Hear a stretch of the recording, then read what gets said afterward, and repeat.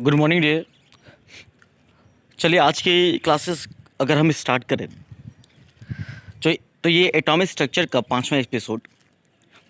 और आज के एपिसोड में हम सभी लोग सीखने वाले हैं इलेक्ट्रोमैग्नेटिक वेव के बारे में। ओके, जैसा कि हम सभी लोगों को पता है कि बेटा प्रीवियस लेक्चर में हम सभी लोगों ने isotopes, isobar, isosters, isotones, iso electronics, इन सब के बारे में स्टडी कर लिया था। और उसमें जितनी भी सारी कलेक्टिव चीज़ें थी कि इसमें आइसोटोप्स में क्या क्या सेम हो सकता है, क्या क्या डिफरेंट हो सकता है, ये सब आपने स्टडी कर लिया होगा। अब हम लोग लेक्चर को अगर आगे बढ़ाते हैं तो अपना जो अगला जो लेक्चर है जिसका नाम है इलेक्ट्रोमैग्नेटिक वेव, जिसको हम लोग ईएम वेव्स बोलते हैं या रेडिएंट एनर्जी बोलते हैं। तो आज की जो क्लासेस है वो इलेक्ट्रोमैग्नेटिक वेव के बारे में हम लोग एटॉमिक स्ट्रक्चर में स्टडी करने जा रहे हैं after the isotopes, isobar, isosters, right ना। तो अगर हम इलेक्ट्रोमैग्नेटिक वेव्स की बात करें, ठीक है, क्या होता है इलेक्ट्रोमैग्नेटिक वेव्स? तो इलेक्ट्रोमैग्नेटिक्स क्या होता है? एक्चुअली एक एनर्जी ट्रांसमिटेड होता है one body to another body in the form of wave. जब भी कोई energy one body to another body में वेव के फॉर्म में ट्रांसफर होता है उसको हम लोग इलेक्ट्रोमैग्नेटिक वेव बोलते हैं या रेडिएंट एनर्जी बोलते हैं। कोई भी पूछता है कि इलेक्ट्रोमैग्नेटिक वेव क्या है तो आप कहेंगे कि सर जो एनर्जी ट्रांसमिटेड होता है one body to another body wave के फॉर्म में, वेव के फॉर्म में एनर्जी का जो ट्रांसमिटेड होता है one body to another body, उसी को हम लोग इलेक्ट्रोमैग्नेटिक वेव बोला जाता है। और ये इलेक्ट्रोमैग्नेटिक वेव जो होता है वो स्पीड ऑफ लाइट की तरह ट्रैवल करता है। जिस तरह स्पीड ऑफ लाइट होती है ना 3 × 10⁸ मीटर पर सेकेंड, उसी तरीके से ये इलेक्ट्रोमैग्नेटिक वेव भी ट्रैवल करता है with the speed of light. आगे समझ में? तो कोई भी पूछता है कि इलेक्ट्रोमैग्नेटिक वेव क्या है तो आप कहेंगे सर एनर्जी जो ट्रांसमिटेड होता है one body to another body in the form of wave, that's called electromagnetic wave. और ये वेव स्पीड ऑफ लाइट जैसा होता है उसी तरीके से ये ट्रेवल करता है। ठीक है, जैसे एग्जांपल में अगर हम बात करें radio wave, infrared, visible rays, UV rays, X ray etcetera, ये सब जो वेव हैं यहाँ पर रेडियो वेव, इंफ्रारेड, ये विजुअल रेज, ये सब के सब बेटा आपके इलेक्ट्रोमैग्नेटिक्स वेव होते हैं। रेडियो वेव तो आपको पता ही होगा बेटा, जो आपके विविध भारती स्टेशन जो होते हैं, ये तमाम जो रेडियो स्टेशन होते हैं ये आप सब के इलेक्ट्रोमैग्नेटिक्स वेव होते हैं, क्योंकि ये सब के सब one body to another body में ट्रांसफ़र होते हैं energy in the form of wave के फॉर्म में, जिसको इलेक्ट्रोमैग्नेटिक वेव बोला जाता है। ठीक है, तो इसमें अगर हम ये नेक्स्ट पॉइंट पे अगर हम आते हैं, इस वाले पॉइंट पे अगर आप फोकस करें तो यहाँ पे ये कह रहा है कि the radiant energy do not need any medium for the propagation. मतलब इस रेडिएंट एनर्जी को कोई मीडियम की ज़रूरत नहीं होती है, मीडियम फॉर प्रोपोगेशन। प्रोपोगेशन का मतलब जिस डायरेक्शन में वो वेव पास होता है। ठीक है, तो इसमें किसी मीडियम की कोई ज़रूरत नहीं है। वैसे भी आपको पता है कि स्पीड ऑफ लाइट में क्या किसी की मीडियम की ज़रूरत होती है भैया, ठीक है, वो तो डायरेक्ट उसमें आता है। तो यहाँ पर भी किसी मीडियम की ज़रूरत नीड नहीं होती है। ठीक है, और यहाँ पे एक चीज़ ये भी बताया गया है कि जो इलेक्ट्रिक फील्ड और जो मैग्नेटिक फील्ड होते हैं वो एक दूसरे के क्या होते हैं, परपेंडिकुलर होते हैं to the direction of propagation. पहला, मीडियम की कोई ज़रूरत नहीं होती इलेक्ट्रोमैग्नेटिक वेव में, और दूसरा जो इलेक्ट्रिक फील्ड और मैग्नेटिक फील्ड होता है ये दोनों एक दूसरे के क्या होते हैं, परपेंडिकुलर होते हैं to the direction of propagation में। आप देख सकते हैं यहाँ पे दो तरीके का यहाँ पे फील्ड है, यहाँ पे एक इलेक्ट्रिक फील्ड है और एक मैग्नेटिक फील्ड कंपोनेंट है। इलेक्ट्रिक फील्ड आप सब लोग देख रहे हैं कि ये वाला जो है ये इलेक्ट्रिक फील्ड है और ये नीचे वाला जो देख रहे हैं ये मैग्नेटिक फील्ड है, और दोनों एक दूसरे के क्या है, परपेंडिकुलर है to the direction of propagation के। तो ये एक कंडीशन है कि इलेक्ट्रिक फील्ड और मैग्नेटिक फील्ड का डायरेक्शन क्या होता है। तो याद रखेंगे इलेक्ट्रिक फील्ड और मैग्नेटिक फील्ड ये एक दूसरे के परपेंडिकुलर होते हैं, मतलब राइट एंगल होते हैं to the direction of propagation. असल में तो इस तरीके से हम ये इलेक्ट्रोमैग्नेटिक वेव के बारे में बात करते हैं। तो पहला, इलेक्ट्रोमैग्नेटिक वेव होता क्या है, energy transfer one body to another body in the form of wave. ये ट्रैवल कैसे करते हैं, speed of light, radio wave, infrared, visible ray, ये सब आपके इलेक्ट्रोमैग्नेटिक वेव्स हैं और इसमें किसी मीडियम की ज़रूरत नहीं होती भैया। और जो इलेक्ट्रिक फील्ड और मैग्नेटिक फील्ड होता है वो एक दूसरे के क्या होते हैं, परपेंडिकुलर होते हैं। ठीक है, अब हम लोग इसमें ग्राफ में अगर हम लोग आते हैं तो इस ग्राफ में आपको पता है कि जो इस ग्राफ में अगर इस पॉइंट को क्लियर करते हैं तो जो ऊपर उठा हुआ जो पोर्शन होता है, जो अपर पॉइंट होता है वो आपका क्रस्ट होता है, और जो नीचे डेप्थ वाला पॉइंट होता है उसे ट्रफ बोलते हैं। ये जो पॉइंट अगर आप ग्राफ में बात करोगे, ये वाला पॉइंट, तो ये जो ऊपर वाला पॉइंट होता है दिस इज क्रेस्ट, और नीचे वाला जो पॉइंट होता है उसको हम लोग ट्रफ बोलते हैं। ठीक है, आप ग्राफ में भी यहाँ पे देख सकते हैं दिस इज ए क्रेस्ट, और नीचे वाला पॉइंट क्या होगा, ट्रफ होगा। तो इस क्रेस्ट और ट्रफ के रिलेटेड हम बहुत सारे चीज़ों को स्टडी कर लेते हैं। तो याद रखिएगा कि अपर पॉइंट वेब को हम लोग क्रेस्ट बोलते हैं और लोअर पोर्शन को हम लोग ट्रफ बोलते हैं। ठीक है, तो अब इसके बेसिस पे अलग अलग डेफिनेशन को हम लोग क्लियर कर सकते हैं। जैसे सबसे पहला डेफिनेशन वेवलेंथ। वेवलेंथ आप सबको पता है कि एक लैम्डा से इसको रिप्रेजेंट किया जाता है, और ये क्या होता है कि दो नियरेस्ट क्रस्ट या दो नियरेस्ट ट्रफ के बीच की दूरी को वेवलेंथ बोला जाता है, या दो क्रस्ट के बीच की दूरी को, आप देख रहे हैं यहाँ पे, दो क्रस्ट के बीच की दूरी को या दो ट्रफ के बीच की दूरी को वेवलेंथ बोला जाता है, जिसको लैम्डा से रिप्रेजेंट किया जाता है। इसका यूनिट एंगस्ट्रॉम हो सकता है, पिकोमीटर हो सकता है, नैनोमीटर हो सकता है, सेंटीमीटर हो सकता है, मीटर हो सकता है। और ये जितने भी यूनिट के कन्वर्जन है, थोड़ा सा ये याद रखिएगा, ये यूनिट के कन्वर्जन है, ये आपको न्यूमेरिकल में यूज करना पड़ेगा। 1 angstrom equal to 10 to the power -10 metre, 1 picometre equal to 10 to the power -12 metre, और 1 nanometre equal to 10 to the power -9 metre. ये एक यूनिट का कन्वर्जन है जो हमें स्टडी करना पड़ेगा कहीं ना कहीं। अच्छा, तो वेवलेंथ पता चल गया कि दो नियरेस्ट क्रस्ट और ट्रफ के बीच की दूरी को वेवलेंथ बोला जाता है। इसका यूनिट वेवलेंथ वाला ही होता है, लेंथ वाला होता है, मीटर, सेंटीमीटर, पिकोमीटर, एंगस्ट्रॉम, ये सब वेवलेंथ की यूनिट होती है। इसको लैम्डा से रिप्रेजेंट किया जाता है। दूसरा जो है बेटा वेव नंबर। वेव नंबर को न्यू बार से रिप्रेजेंट किया जाता है, मतलब न्यू के ऊपर एक लाइन खींच दिया जाता है, न्यू बार। ठीक है, और ये बड़ा इंपॉर्टेंट है वेव नंबर, ये बड़ा क्वेश्चन यूज़ होता है वेव नंबर। और वेव नंबर क्या होता है, it is a number of wave present in the unit length. Unit length में जितने नंबर ऑफ वेव प्रेजेंट होते हैं उसे वेव नंबर बोला जाता है। और जो वेव नंबर होता है वो रेसिप्रोकल होता है वेव लेंथ के। अगर आपको कभी भी वेव नंबर निकालना है तो 1 बाई लेम्डा कर दीजिए, मतलब वेवलेंथ का उल्टा कर दोगे तो वेव नंबर आ जाएगा। मान लो अगर वेवलेंथ है 5 सेंटीमीटर तो वेव नंबर होगा 1/5 हो जाएगा। अगर वेवलेंथ है 4 सेंटीमीटर तो वेव नंबर 1/4 हो जाएगा। वेव नंबर हमेशा रेसिप्रोकल होता है वेवलेंथ के, और इसी तरीके से हम इसका वेव नंबर सबका निकाल सकते हैं। तो वेव नंबर क्या होता है, यूनिट लेंथ में जितने नंबर ऑफ वेव प्रेजेंट होते हैं उसी को वेव नंबर बोला जाता है, और इसको रिप्रेजेंट करते हैं न्यू बार से, NUBAR, न्यू बार आ गया। और इसका यूनिट क्या होगा, वेवलेंथ का उल्टा होगा, क्योंकि ये वेवलेंथ के रिवर्स के बराबर होता है। तो वेवलेंथ का यूनिट होता है सेंटीमीटर, तो इसका यूनिट होगा सेंटीमीटर इनवर्स। वेवलेंथ का यूनिट होता है मीटर, तो इसका यूनिट होगा मीटर इनवर्स। और बाकी सब आप समझ सकते हैं, यूनिट बना सकते हैं। तीसरा पॉइंट अगर हम लोग आए तो थर्ड पॉइंट है फ्रीक्वेंसी। और फ्रीक्वेंसी को न्यू से रिप्रेजेंट किया जाता है, जैसे अभी मैंने पढ़ाया कि वेव नंबर को न्यू बार से रिप्रेजेंट करते हैं और फ्रीक्वेंसी को न्यू से रिप्रेजेंट किया जाता है। फ्रीक्वेंसी होता क्या है, आप सबको पता है कि एक सेकेंड में जितने नंबर ऑफ वेव पास होते हैं उसको फ्रीक्वेंसी बोला जाता है। It is defined as the number of wave which pass through a point in 1 second. एक सेकेंड में जितना वेव पास होता है दैट्स कॉल्ड फ्रीक्वेंसी। और इसका यूनिट जो होता है ये आपको पता होना चाहिए, इसका यूनिट हर्ट्ज होता है, सेकेंड इनवर्स होता है, या साइकिल पर सेकेंड होता है, CPS। इसका यूनिट हर्ट्ज बोलते हैं, इसको हर्ट्ज बोलते हैं, या सेकेंड इनवर्स बोलते हैं, या साइकिल्स पर सेकेंड CPS बोला जाता है।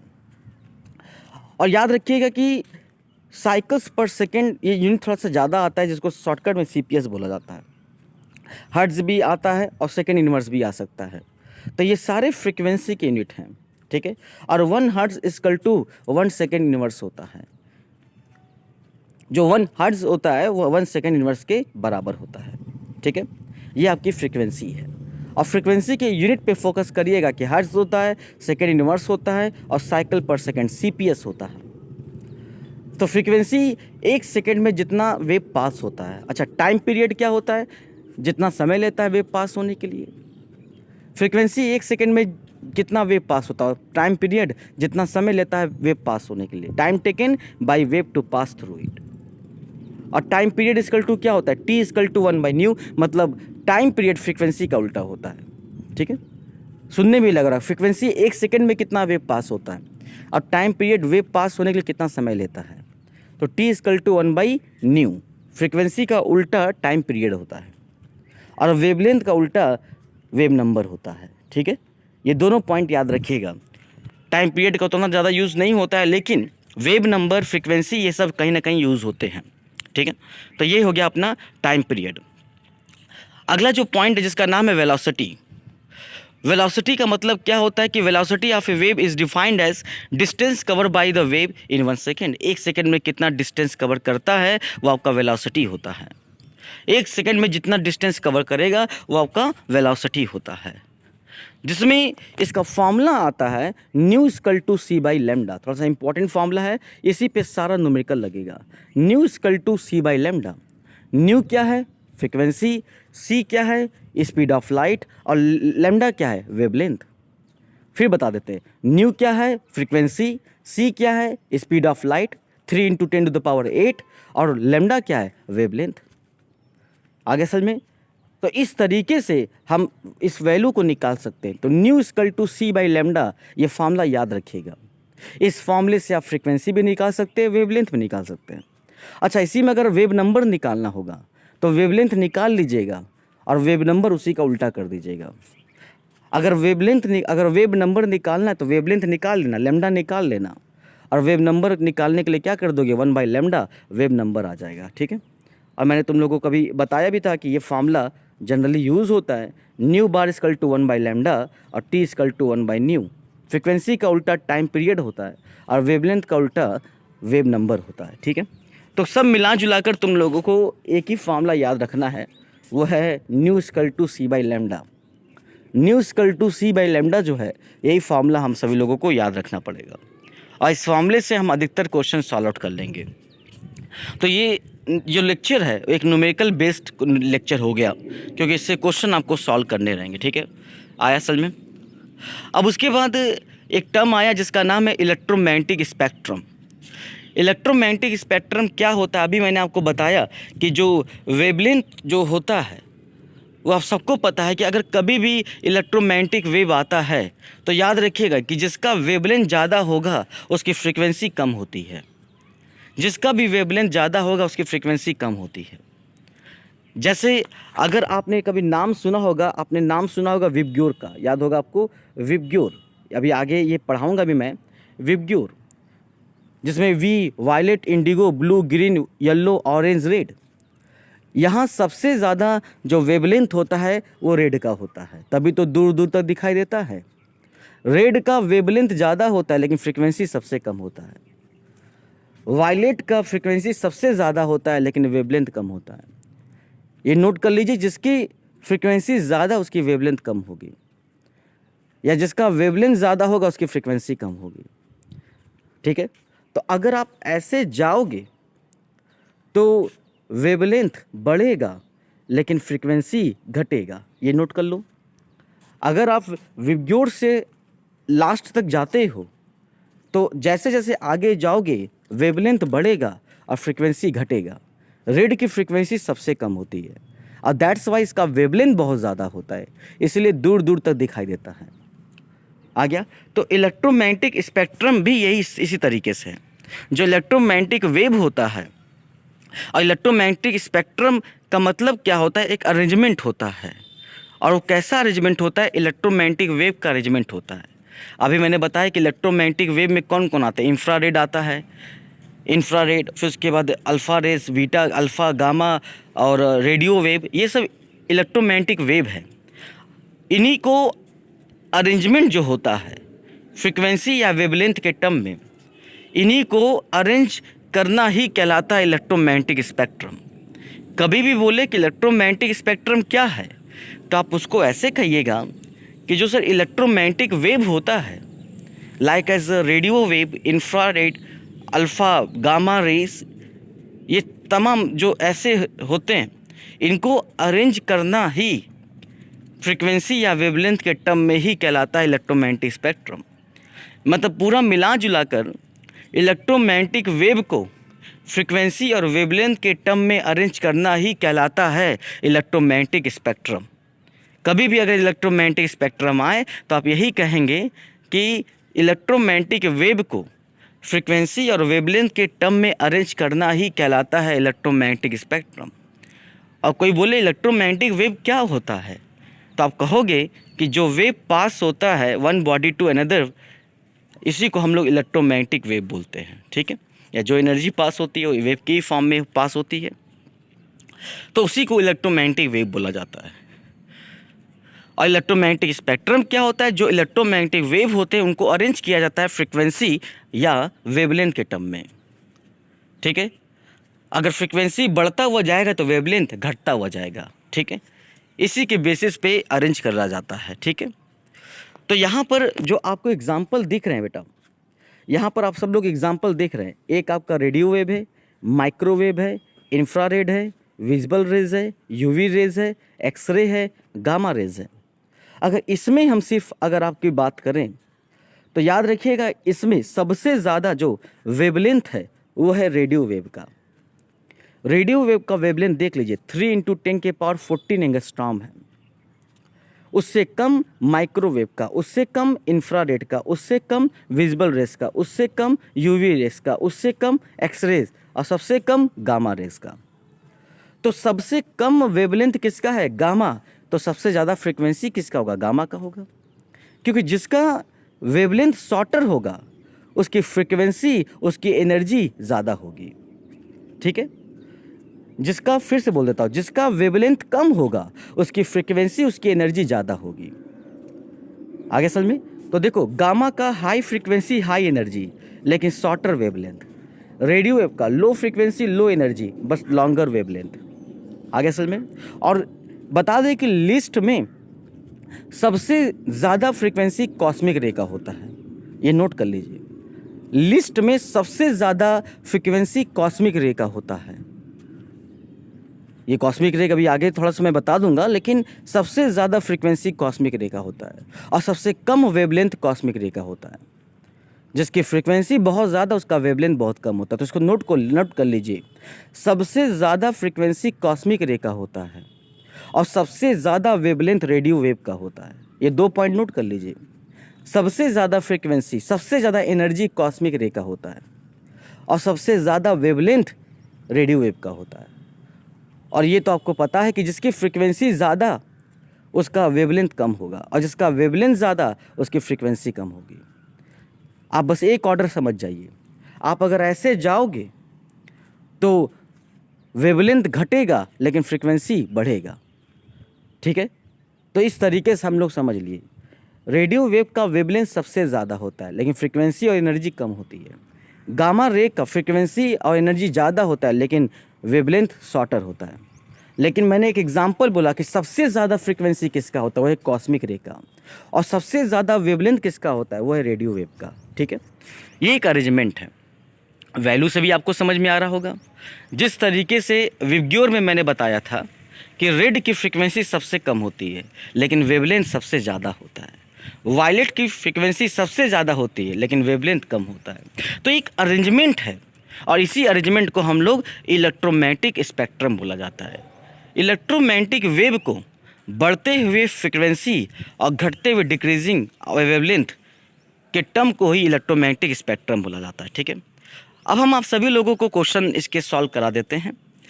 इसमें सबसे पहला जो क्वेश्चन वो ये है, calculation the frequency and wave number of radiation having wavelength 6000 angstrom. पहले भैया आप ये 6000 जो एंगस्ट्रॉम है आपको पता है कि वेवलेंथ है। पहले आप एंगस्ट्रॉम को मीटर में बदल लीजिए। आपको पता है कि बेटा एक एंगस्ट्रॉम में 10⁻⁻10 मीटर होते हैं। तो ये जो वेवलेंथ होगा बेटा आपका, अब ये हो जाएगा 6000 × 10⁻⁻10 मीटर हो जाएगा। क्योंकि आप कोशिश करिएगा कि कितना भी यूनिट हो वो मीटर में ही हो। तो वेवलेंथ को पहले हमने मीटर में बदल लिया। क्या निकालना है? वेव नंबर और फ्रीक्वेंसी। फ्रीक्वेंसी निकालने का तो फॉर्मूला आपको पता है, nu equal to c/λ। c तो आपको पता है 3 × 10⁸ और लैम्डा की वैल्यू आपको पता है 6000 × 10⁻⁻10 मीटर। ये 10⁻⁻10 कहाँ से आ गया? क्योंकि जो एंगस्ट्रॉम था उसको मीटर में बदल दिया। जब इसको आप सॉल्व करेंगे तो आपका आंसर आएगा 0.5 × 10⁻15। 3 × 10⁸ तो आप समझ गए स्पीड ऑफ लाइट, इसमें तो सबको पता है। मीटर पर सेकेंड में होता है, इसीलिए हमने वेवलेंथ को भी मीटर में बदला। कोई लड़का पूछ सकता है कि सर आपने इसको मीटर में क्यों बदला? कि जो स्पीड ऑफ लाइट होती है वो मीटर पर सेकेंड में होती है, तो इसका भी यूनिट मीटर में ही होना चाहिए। जब भी न्यूमेरिकल सॉल्व करें तो यूनिट सबकी बराबर होनी चाहिए। ये नहीं कि कोई मीटर में तो दूसरा सेंटीमीटर, कोई एंगस्ट्रॉम में तो कोई मीटर में, नहीं, सारा यूनिट बराबर होना चाहिए। यहाँ एंगस्ट्रॉम को मीटर में इसलिए बदला क्योंकि स्पीड ऑफ लाइट मीटर पर सेकेंड में होता है, इसीलिए एंगस्ट्रॉम को मीटर में बदल दिया। तो सॉल्व करोगे तो 0.5 इंटू 10 के पावर 15 आ जाएगा। आगे सॉल्व करोगे तो 5 इंटू 10 के पावर 14 आ जाएगा। यूनिट क्या होता है फ्रीक्वेंसी का? सेकंड इनवर्स होता है। अब उसके बाद क्या निकालना था? Wave number. वेव नंबर कैसे निकलता? वेवलेंथ का उल्टा करके, nu bar equal to 1 by lambda. तो वेव लेमडा आ गया 5 फीट। लेमडा आपका कितना है? 6000 एंगस्ट्रॉम, मतलब 6000 इंटू 10 के पावर -10 मीटर। सॉल्व करोगे तो आपका आंसर आ जाएगा 10 into 10 to the power 6 upon 6 या 10 के पावर 7 अपॉन 6। ये आपका वेव नंबर आ जाएगा। ठीक है, अब पूरा अगर सिंप्लीफाई करोगे तो तुम लोग आंसर आ जाएगा 1.67 इंटू 10 के पावर 6। वेव नंबर का यूनिट क्या होता है? वेवलेंथ का उल्टा। वेवलेंथ का यूनिट मीटर, तो इसका मीटर इनवर्स हो जाएगा। आई होप आप सभी लोगों को ये पॉइंट समझ में। जब भी वेव नंबर निकालना है तो वेव नंबर वेवलेंथ का उल्टा करके आता है। अगर यहाँ पे सिर्फ वेव नंबर पूछता तो हमें कोई क्वेश्चन सॉल्व नहीं करना पड़ता, बस वेवलेंथ जो दिया है 6000 एंगस्ट्रॉम उसको मीटर में बदल के इन्वर्स कर देते। लेकिन यहाँ फ्रीक्वेंसी भी पूछा था, इसलिए हमें nu equal to c by lambda निकालना पड़ा। ठीक है, अगर लेमडा नहीं पता होता तो लेमडा भी इसी फॉर्मूले से निकाल सकते थे, लेकिन वहाँ फ्रीक्वेंसी देनी पड़ती। लेकिन यहाँ फ्रीक्वेंसी पूछा था, लेमडा दे दिया था, तो दोनों में से कोई एक दे के आपसे पूछेगा। लेकिन वेव नंबर जब भी आएगा तो आप इसी तरीके से सॉल्व करेंगे। और ये जो क्वेश्चन आपके डिस्प्ले पे शो कर रहा है, ये इंपॉर्टेंट क्वेश्चन है। ये हो सकता है कि आने वाले यूनिट एग्ज़ाम में आपसे पूछा जा सके इस चैप्टर से, राइट नाउ। तो ऐसे क्वेश्चन के लिए हम लोग तैयार रहेंगे। ये आपका वही क्वेश्चन है। तो इस तरीके के लिए क्वेश्चन के लिए हम लोग तैयार रहेंगे और ऐसे ही क्वेश्चन एग्ज़ाम में पूछे जाता है। कोई इसका वैरायटी नहीं, इतने क्वेश्चन अगर हमने इस तरीके के क्वेश्चन पढ़ा दिया तो आप अलग अलग तरीके के क्वेश्चन को लगा सकते हैं। क्योंकि बेटा कॉन्सेप्ट लिमिट होता है, न्यूमेरिकल तो अनलिमिटेड होते हैं। न्यूमेरिकल की कोई बेटा लिमिट नहीं होती, न्यूमेरिकल तो अनलिमिटेड होते हैं। एक बुक लगाएंगे तो दूसरा क्वेश्चन, एक बुक लगाएंगे दूसरा क्वेश्चन, दूसरा लगाएंगे दूसरा क्वेश्चन, लेकिन कॉन्सेप्ट सबका एक होता है। अगर आप कॉन्सेप्ट को पकड़ के चलेंगे तो दुनिया का कोई भी बुक्स हो वो सारे क्वेश्चन आप लगा सकते हैं।